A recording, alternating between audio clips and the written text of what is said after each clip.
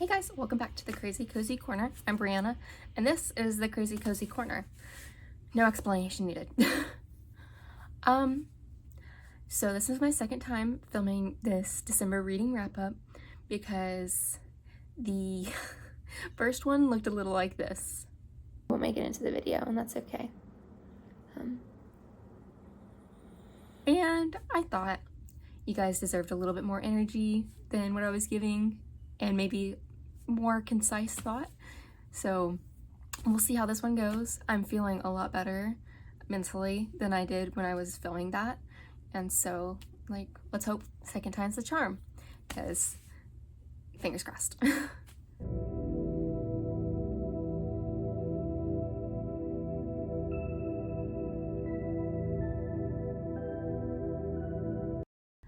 So this month I had a little, some ups and downs.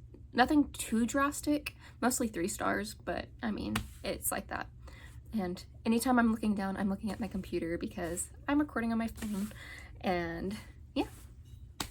So, started off, I think I mentioned it at the very end of my last reading wrap-up because I was recording at, when December hit. And so this book I started in November, but finished in on December 1st. And so I counted it as a November read, but I did finish it in December, so we'll quickly mention it. It was Emotional Agility by Susan David, and nonfiction book about being emotionally agile. It was good. I enjoyed it. 4-star nonfiction book for me. Then I read The Host by Stephenie Meyer. I had such different expectations from how it went, and I think there could still be a book like how my expectations were, but for what The Host was, I really enjoyed it. It made me cry. There wasn't a lot of action, and it more focused on the darker parts of human nature, and if a species were to move onto Earth, do they have a right to live here too? And it's just it was an interesting topic. I really, like I said, I did expect more from it, with it sounded like there was gonna be a rebellion against the species, and I was like, how is that gonna work? And I think it really left the door open to a second book. I'm not sure if there was ever a second book. I don't know if I'm gonna really look into that, but it did leave it open to maybe there's gonna be more, but I think they're gonna learn to coexist a little bit. We'll see. And that I rated 3 stars. Next we started off our holiday reads, and I read Spectacular, which is a Caraval novella. Yeah, there we go. And it's a holiday novella, so it was a cute time.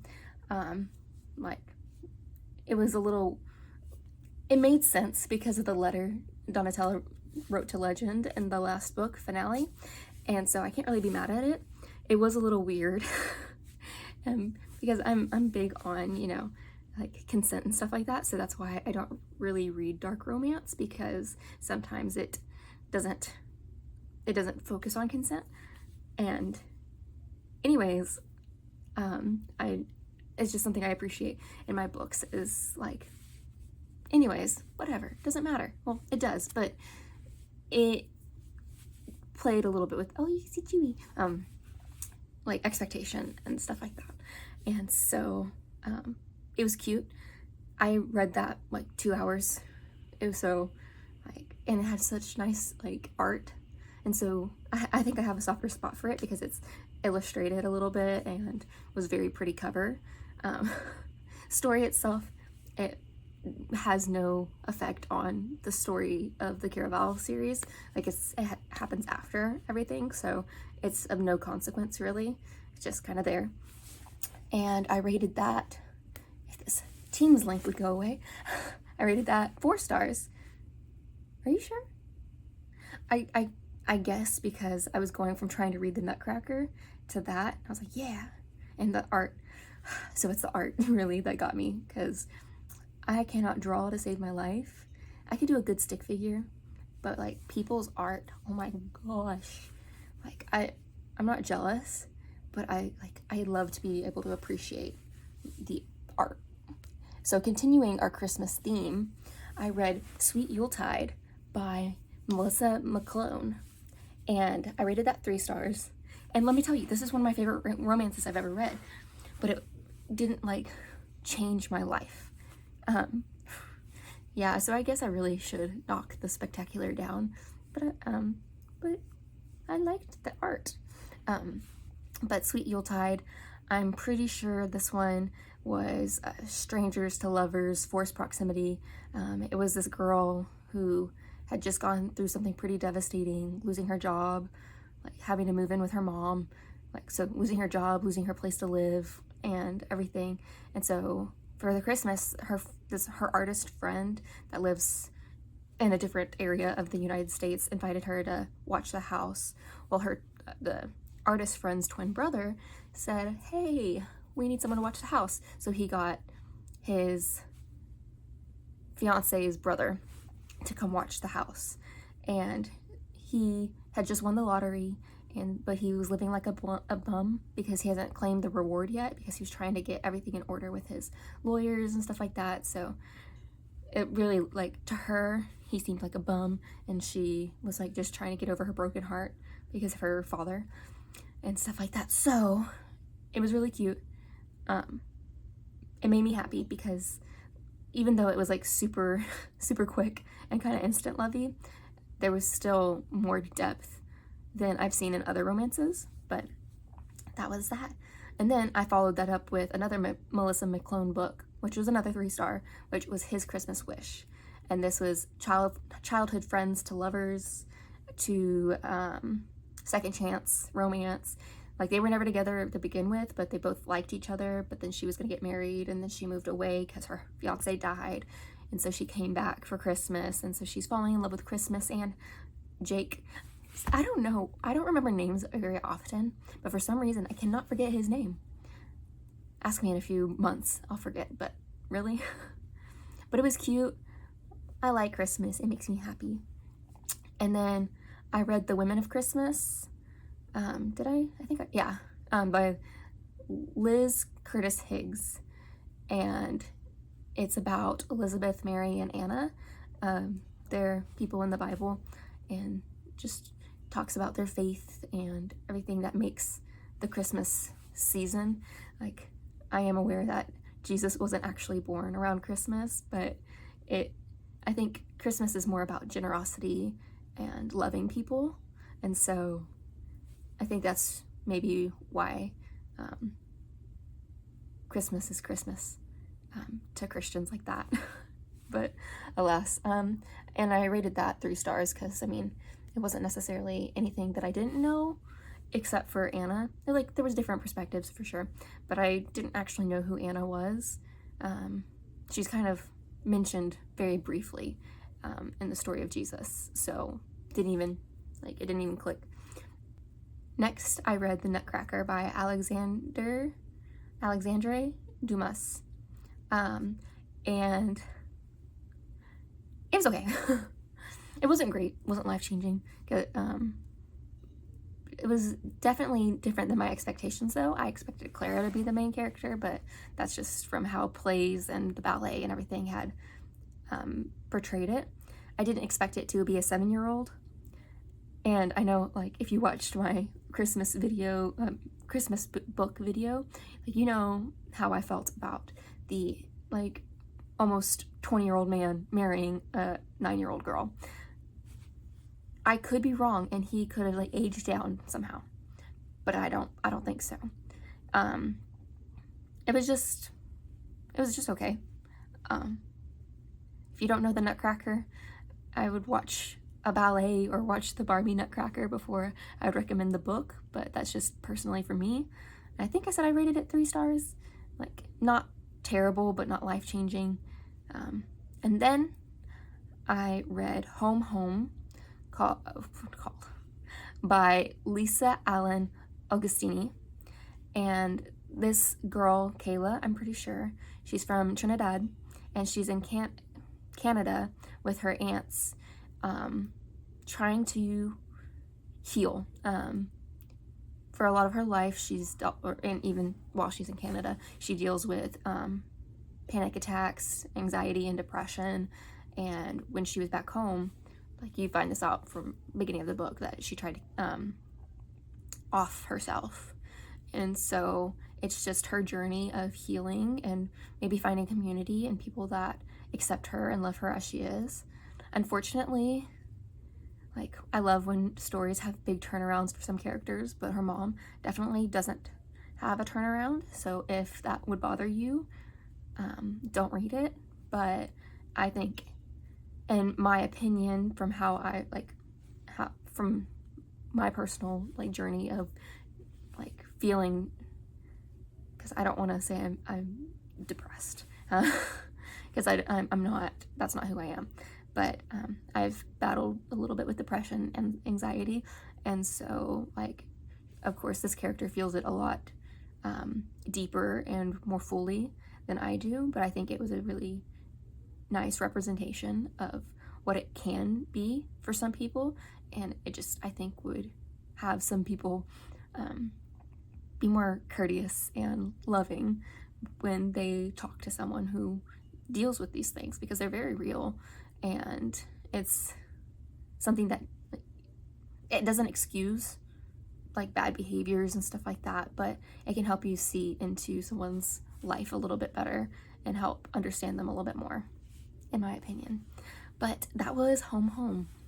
And next I read a Ali Hazelwood book that was Check and Mate, and it was a 3-star read. It was cute. I was able to finish it pretty quick, but let's see. I don't remember any of the names, I'm sorry, but we have our main character who has had trauma relating to something around chess, and so she kind of chunks it out of her life. And for her friend who's leaving for college, she does a chess tournament with them. Well, at that chess tournament, she bests a world-renowned player, and he wants to get to know her a little bit more. And this opportunity of like learning and possibly going pro with chess could and she gets paid for it better than she got paid at her mechanic job. What did I do? I think my touch. Oh, mouse. I was like, what did I do? I touched the mouse, unfortunately. Anyways, what was I saying? She finds this fellowship, basically. Well, it finds her, and she accepts it because she's basically the sole caretaker for her family. And it just, maybe she falls in love with chess again. Maybe she falls in love with him. Who knows? I mean, it's a romance. Of course they fall in love. But the road to get there, I think, is very interesting, and definitely worth a read, I think. But that was Check and Mate by Ali Hazelwood. And then I read the last book in the Luxon series, Opposition. Or I guess it's not Luxon, it's Lux, but really, so Luxon. It's by Jennifer L. Armentrout, and it follows Katie and Demon and the invasion of the Luxon. We pick up where we left off from the last book, where the black triplets go into the hive of Luxon that are new there, and it's finding out that maybe these invading Luxon, they know a little bit more about humans than they should, and so like maybe they've been planning this for a while, and it's just how the world like acts when faced with an invasion, and Luxon that have been living as humans like have to choose a side, and it's just fun stuff like that. Like I said in my TBR video, I guess it's coming out later, I'm just very disappointed with the last 2 books of this series. I think maybe we stayed a little too long in this world. I think maybe some things could have been condensed, but that, of course, my opinion. I would still definitely read the series. It's cute. I don't see a lot, or I haven't seen a lot of hot aliens. I mean, Doctor Who aside, like in books, I haven't seen like them coming to Earth trying to like be one with the humans kind of thing. Not that it isn't out there. I just personally haven't seen it, so this was my kind of first step into sci-fi, aliens, fantasy kind of romance type thing. Is it fantasy or is it just sci-fi? Fantasy is like, because there's modern fantasy. Anyways, it doesn't matter. It doesn't matter. So that was like a 2 to 3 star read for me. Probably 2.5. I have it as 3 stars on my Goodreads because I don't know how to do the half stars. But that, I don't know. And then the most important book that I read this month was The Polar Bear Who Saved Christmas. Gotta wake up my computer. And that's by Fiona Boon. It was this tiny of a book, but I read it to my niece, and that's the most important thing. It's like she's becoming very well read at a very young age. It's about a polar bear that saves Christmas. This polar bear takes place of one of the reindeer and helps fly Santa around, and that's awesome. We all are that polar bear sometimes. We save Christmas. But of course, that was a 5 star. Yeah, no explanation needed. But then at that point, and that was where I ended my last video, because I didn't see myself reading anymore, because like I said, I was like this. And so I was actually able to I was gonna read All the Colors of the Dark, but I just wasn't getting into it, and I was just not feeling like doing anything, because earlier that week something unfortunate happened to my dog, and so she had to be hospitalized. And so like it was just, she's okay, thank goodness, so that's why I can be a little bit more upbeat. But it was very stressful and anxiety inducing for a little bit, and so I didn't need sad or thriller or something to make me think. And so I read this next book instead of All the Colors of the Dark. I read Accomplished by Amanda Quain, and it is about Georgiana Darcy, or yeah, Georgiana, but she goes by Georgie or George or Beanpole or whatever in the book. But it's a modern retelling of Pride and Prejudice, but from Georgiana's point of view. And wow, I liked the book. I have to divorce it completely from Pride and Prejudice, because Fitzwilliam Darcy would have never treated his sister the way that she gets treated in this book. I'm calling it. That's like, from how I've read Pride and Prejudice like several times now. No. But for the sake of the plot, like, it had to happen that way. But because it helped me, like, I finished it in a day and it helped me, like, you know, it's a 4 star for me. It met me where I was and helped, like, I don't know, it helped me escape a little bit. And so that's really what reading is about for me. Is like, it's not necessarily escapism, because I enjoy my life, but sometimes it's nice to live someone else's life for a little bit and then come back, because, you know, different circumstances. But 4 stars. That was like, this and this last book I'm going to talk about were the highest rated besides my polar bear. Like, legitimately, like, longer books. So besides my 5-star polar bear, these were the highest rated. And the next I read was The Book of Cold Cases by Simone St. James, and that was a 4 star. And so I ended this month pretty much on a high note. I really liked The Book of Cold Cases. It had a supernatural element to it, but mostly it was just kind of unfolding this mystery, or this murder. But we meet Beth and Shay. Shay is a crime podcaster, but not podcaster yet. That's at the end. But she has a crime website, and she works the front desk at a doctor's office. But then she, by happenstance, meets this woman named Beth, who was acquitted of 2 murders several years prior, 40 years prior. And so it's her meeting Beth and like getting interviews, and, you know, the truth kind of finally coming out of what really happened. And it was really intriguing to me. I don't know if I've really read a lot of thrillers, but this, and I don't know if it's technically a thriller, if it has like supernatural elements, but it had breaks, I guess. It wasn't serious the entire time, so I was able to enjoy it. Sorry, there was a bug. But yeah, I think that was a great way to end off the month. we'll see. This is December 31st, and I'm currently reading, do I have it with me? No, I think it's on my bed, but I'm reading Pride, Prejudice, and Zombies because I was like, I just read a kind of retelling with Accomplished, let me read that.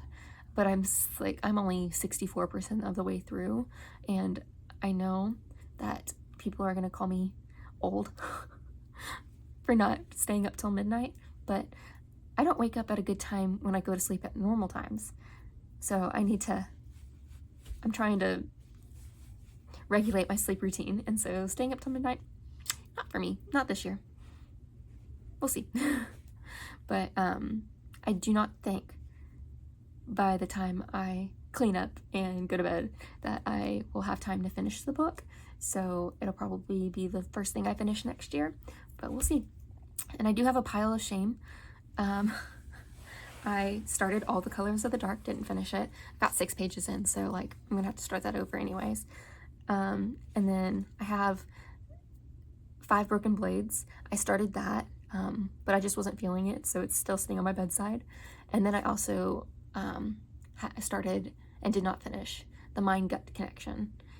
There's no way I'm finishing any of those before the end of the year, so those will be some that I hopefully finish before the end of next year. I think that's a plausible thing, yeah.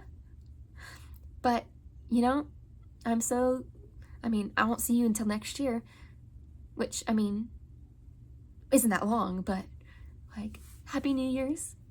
I hope that you have a great time tonight and stay safe. And, yeah, have a great time. Thank you so much for watching. Yeah, I'm so thankful that I get to share the random things on my mind from when I read these books. I'm thankful that you listen. So if you want, you should like, subscribe, share, ring the notification bell, and get prepared for more videos next year. I hope to continue to grow more, concise and actually make sense, but you know, always growing. See you in the next